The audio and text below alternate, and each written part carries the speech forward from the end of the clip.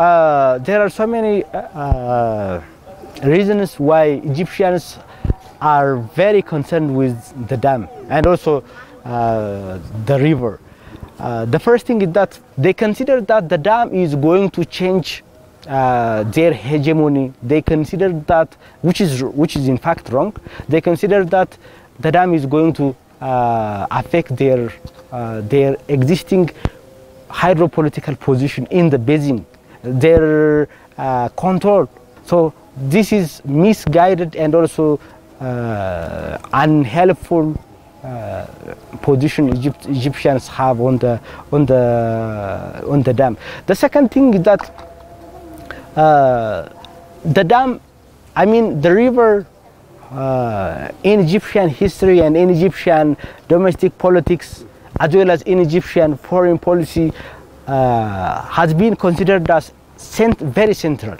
Therefore, the river, the dam, in particular the dam, the GERD, is considered as the mobilizing factor for Egyptians. So the Egyptian government wants to divert attention of the domestic politics and also wants to mobilize domestic support. They want to conceal the real nature of the government, and they want to get support from the Egyptian government. So the GERD is considered as the play card for the government in Egypt. Therefore, they want to use this as the play card. They want to use whenever whenever they face domestic oppositions, whenever they face popular demonstrations in Egypt. So they use it as a tool.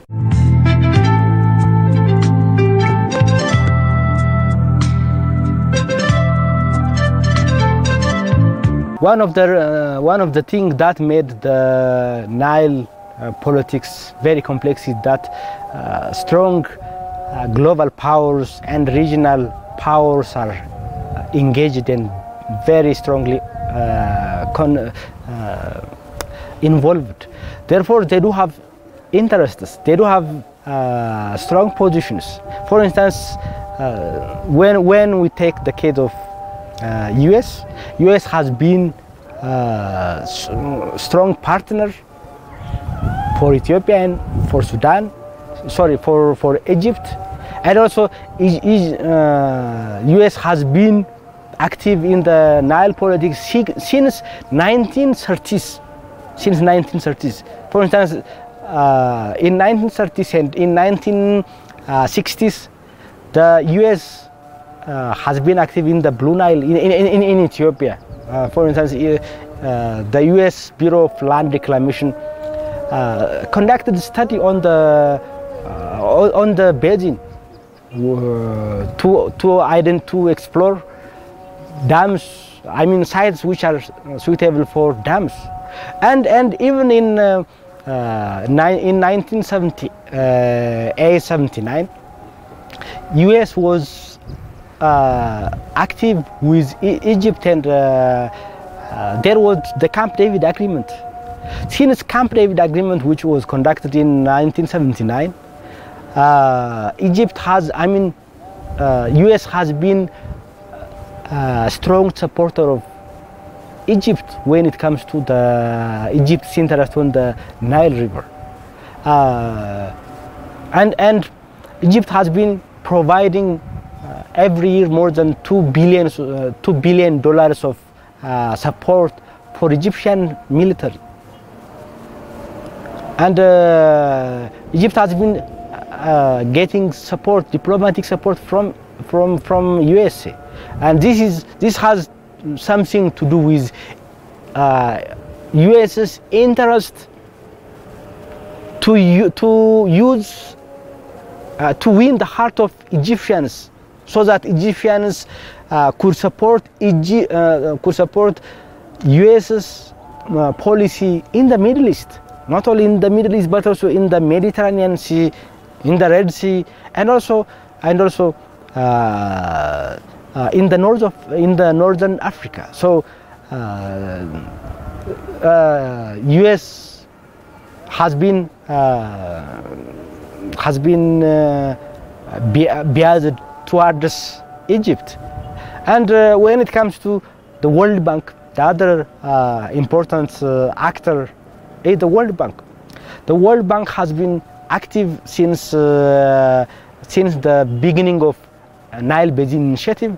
The World Bank has been assisting Eastern Nile Regional Technical Organization, which is located in Addis. World Bank is the development partner.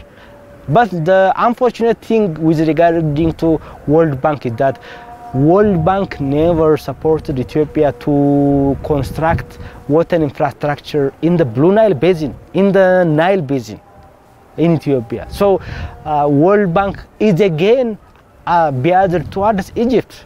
Never assisted, never funded any projects, water projects in Ethiopia.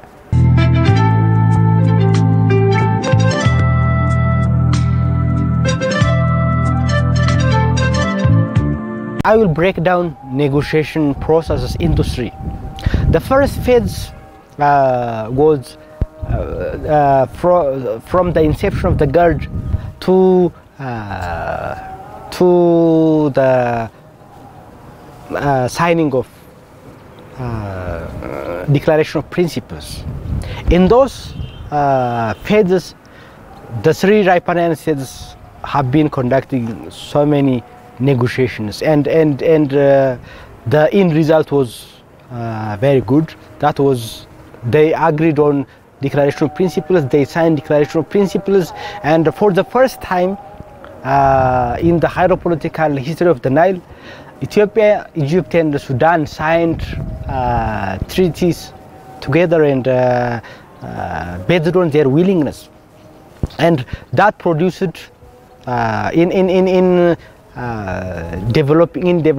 in formulating the new legal regime in the Nile, Eastern Nile hydropolitics. That is Declaration of Principles. So the end result was very good, and the Declaration of Principle reduced the diplomatic tensions and increased the confidence and trust between states. And the second phase is from 2018 to 2020, when political change in Ethiopia happened, and political change in Sudan also happened. And by using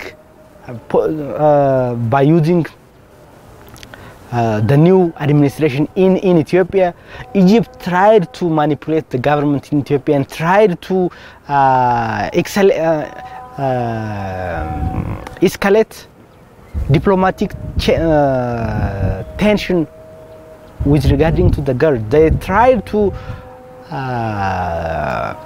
re-engineer the conflict over the GERD, and they tried to manipulate the government of Ethiopia to sign unfair treaty, and also they tried to involve World Bank and US, and we the government of Ethiopia was in a good position to calculate these things. The government of Ethiopia failed, and World Bank and US entered to the negotiation process. So these two actors, World Bank and US, they manipulated, they pressured the government of Ethiopia and Sudan, and even proposed the agreement on the filling and operation of the dam, which only not only harms the national interest of the current generation, but also the future water developments in the basin. So that failed. That stage, the second stage, failed. It instead exacerbated diplomatic tensions. It instead escalated diplomatic deadlocks, and which paved the way for Egypt and Sudan to take the case to United Nations Security Council. So the second stage failed and created diplomatic pressures, unwanted and unhelpful pressures on Ethiopia, and also which made the dam as international agenda, and which created so many unhealthy diplomatic environment. And the third phase is that when Security Council, when the UN Security Council agreed to present the case to African Union, so that African Union could chair negotiation between these states and African solutions to African problems, maxim or slogan or principle was reintroduced in the Nile Basin. Since then, of course there were ups and downs, of course there were so many deadlocks, but still there is the hope that states are coming back for negotiation. And always when there is negotiation, always there is the room for dialogue, there is the room for peace, there is the room for water cooperation, there is the room where states could transform the conflictive nature of the dam into more constructive and more cooperative nature. The negotiation efforts and negotiation courses on the ground have produced the new legal order, have produced the agreement on the technicality and dam safety issues, and produced collaboration between researchers from Ethiopia, Sudan, and Egypt to conduct research on the dam safety, the environmental impact assessments, and these were really important and an important tool for confidence building and transparency. So these kind of things, negotiations, open the way for cooperation and the way for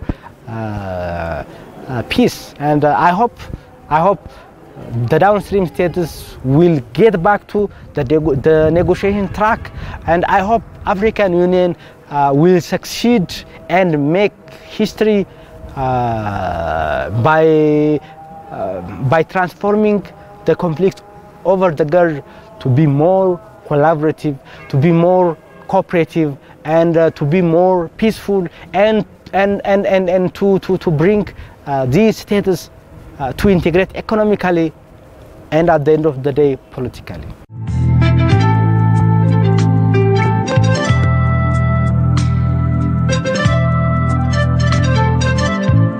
The first thing which needs to be given emphasis is that states, the Nile needs to be property or resource for 11 riparian states. So they need to agree that the Nile River is the shared river. When it is shared river, then states have to make compromise and have to negotiate and have to agree and have to understand the interests and needs of other riparian states. Therefore, this will open the way for negotiation. So there must be negotiation. There are principles. You can take United Nations Water Course Convention criteria for water allocation, for water sharing, and also you can take cooperative framework agreement criteria for water sharing. Water has to be shared. Not only water benefit has to be shared. There are so many basins that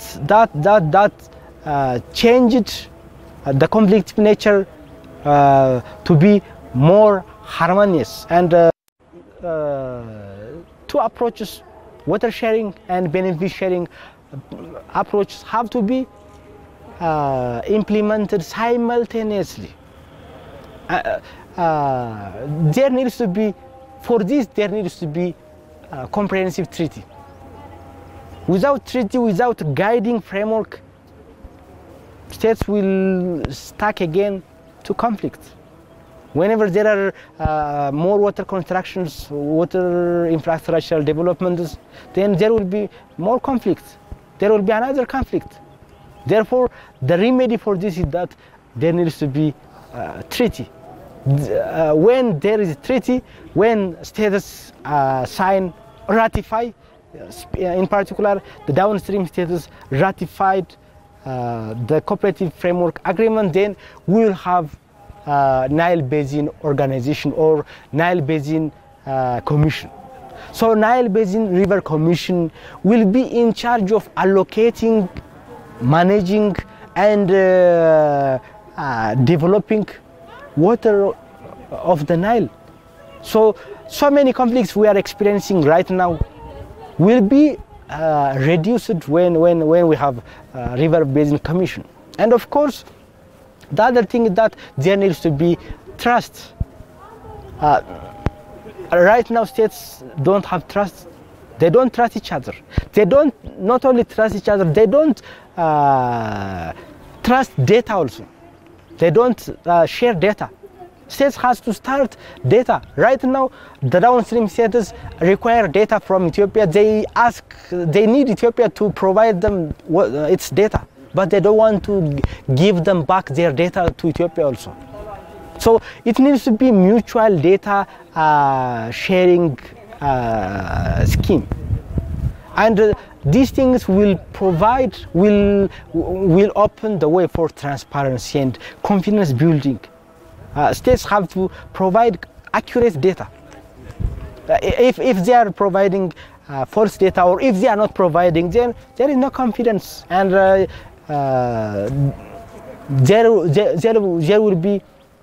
will not be transparency. And the other thing is that there needs to be always the room for joint water infrastructural developments. Ethiopia has plenty of potentials, hydropower potentials, and we didn't harness those hydropower potentials.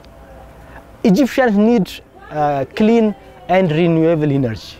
Sudanese need clean and renewable energy. Ethiopians need clean and renewable energy. Other Nile riparian states and other neighboring states need clean and affordable renewable energy. So they need to come to Ethiopia and they need to jointly develop hydropower dams and hydropower projects. Of course, they need to also invite Ethiopia and Ethiopian investors to invest in agriculture, in irrigation in Sudan and in Egypt. So there needs to be joint investments in agriculture, in tourism, in science, and in industries and like that. So instead of standing somewhere in polarized position and throwing unwanted diplomatic words and releasing unwanted diplomatic press statements, states have to come together and discuss for the betterment of, for the shared use of the river and for the sustainable use of the river. That is it.